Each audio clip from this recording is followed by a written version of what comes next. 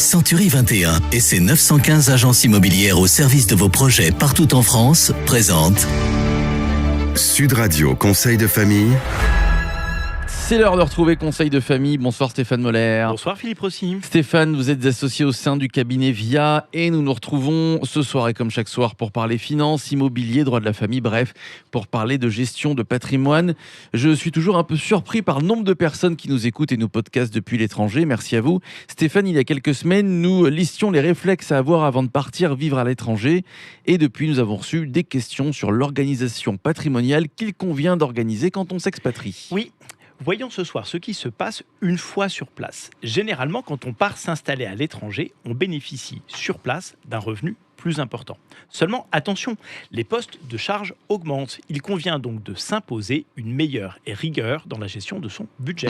Et à quoi faut-il faire particulièrement attention ? Eh bien, si vous partez vivre à l'étranger, vous devez assumer vos dépenses de santé et de prévoyance, l'éducation des enfants, la cotisation individuelle à la retraite et vous n'aurez probablement plus de droit au chômage. En fait, c'est une toute autre organisation patrimoniale qui s'impose à vous. Oui, on dispose d'un plus gros budget, mais à répartir de façon différente. Et il reste de la place pour la gestion de patrimoine dans tout ça ? Eh bien, c'est tout l'objet de la gestion de patrimoine, c'est de répartir et d'investir les masses en fonction des objectifs patrimoniaux auxquels elles doivent correspondre. Est-ce que les produits d'investissement destinés aux expatriés sont différents ?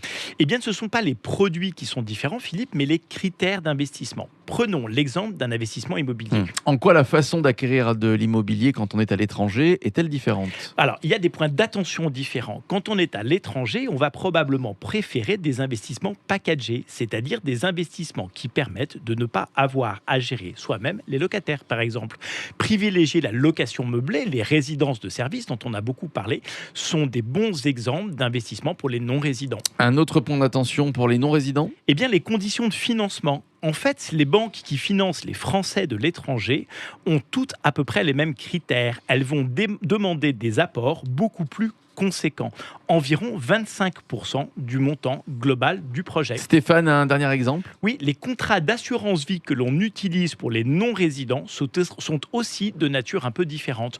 Ce sont essentiellement des contrats d'assurance vie dits luxembourgeois. Nous étudierons d'ailleurs les spécificités de ces contrats dans une de nos prochaines chroniques. Comment nos auditeurs expatriés prennent conseil auprès de vous, Stéphane ? Eh bien, ils peuvent évidemment prendre attache auprès de nos bureaux en dehors de France, par exemple à Singapour ou à Londres, ou prendre conseil sur le site de Conseil de famille. Et évidemment, vous pouvez retrouver cette chronique sur notre site sudradio.fr ou alors en allant sur le site de Conseil de famille, conseil avec un s-2-famille.com. À demain Stéphane. À demain Philippe. À demain.